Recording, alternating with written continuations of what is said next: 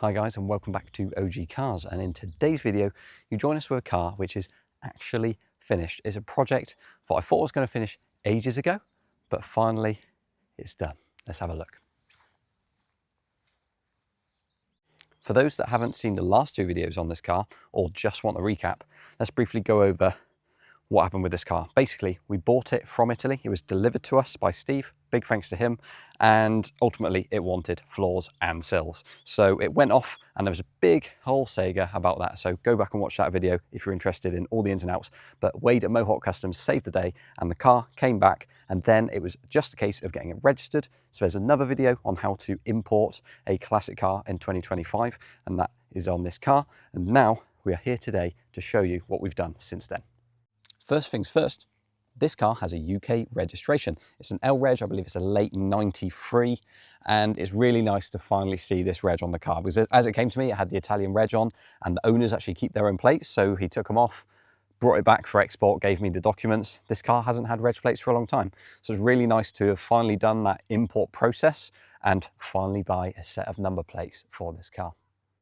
We've also painted up the wheels to make this car look a little bit nicer, so I've just done them in an original silver. This car did actually come with white kind of magnesium style alloys, which were really cool, which I robbed for JP ages ago. So this got sent away on some black steelies I had, and now I've got these silver painted wheels on there, finished with Italian flag dust caps on there, and wrapped in some all-season tyres, which every Panda 4x4 should be if they don't have Malatesta track tyres on.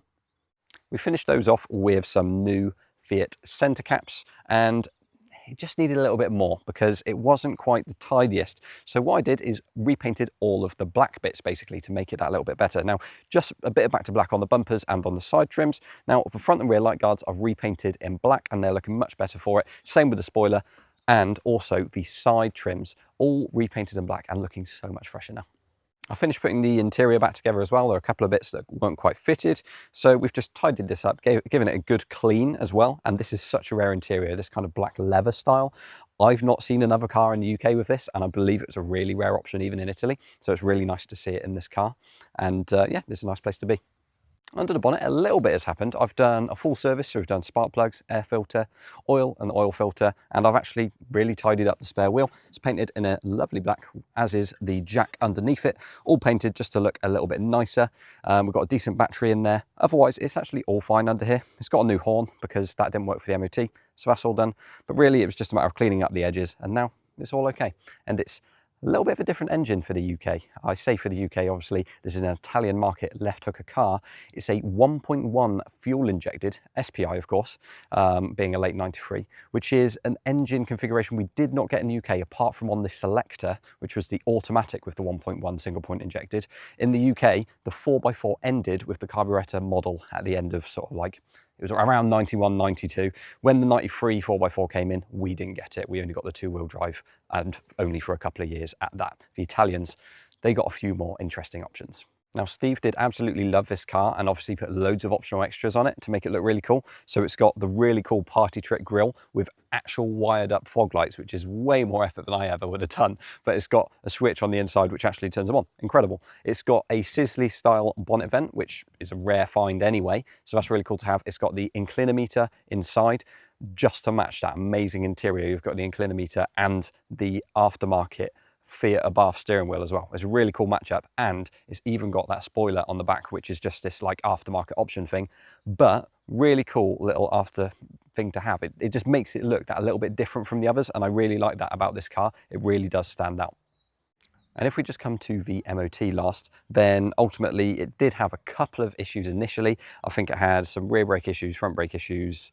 So we did a few things. Basically, we did a full rebuild of the rear brakes, including new copper pipes and cylinders and drums, cleaned up the shoes, and everything there was fine.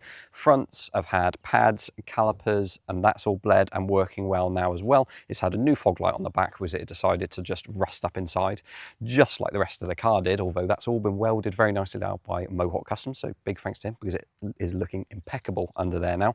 And lastly, yes, the horn didn't work as well, so obviously that new horn was put on underneath and a new switch was put on the inside because the switch stuff inside the Abarth steering wheel was all a bit mangled. So I've actually just rerouted it onto a separate switch for now, which is right next to the fog light switch, so it kind of goes with that panel on the inside there. So it's a really cool car, and it's been done up really quite well. Not to toot my own horn, I mean, most of the work was done by Mohawk, so big thanks to Wade, because that is just so nice, and all the work done by Steve as well, all of these additions, it makes it really stand out from the rest, as I say. Now, we had big plans for this car, and I probably bought it almost 3 years ago now, and it's just spent so long going from place to place, and ultimately Mohawk saving the day. But plans have changed. I've had other cars since then. This was meant to get us back into 4x4s and off-roading, but we've got the ULEZ Panda coming back hopefully very soon, and hopefully you see that on the channel soon as well, if I can fix it, because we're going to take it to a 4x4 meet. But it leaves this car a little bit redundant. It's MOT'd, it's registered now, it's kind of ready to go, but we're not going to be the ones using it. So what are we going to do? I think we're going to sell it. We're going to try and list it for a fairly good rate, fairly good price, considering all of the work that has been put into it and all of the money that's been put into it.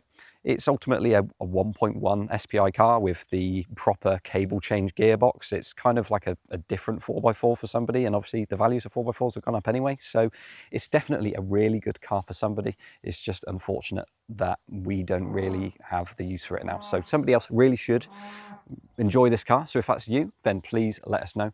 We'll put a link to the advert in the description if it's still for sale. Thanks very much for watching this video, guys. Like, comment and subscribe, and we'll see you all in the next one.